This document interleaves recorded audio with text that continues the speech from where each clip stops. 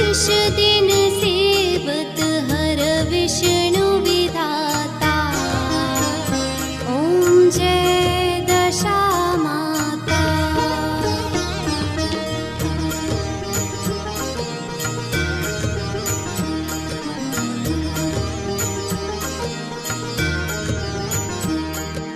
लक्ष्मी रूप निरंजन सुख संपत्ति दाता।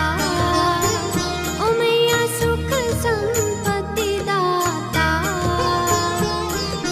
जो कोई तुमको ध्याता, जो कोई तुम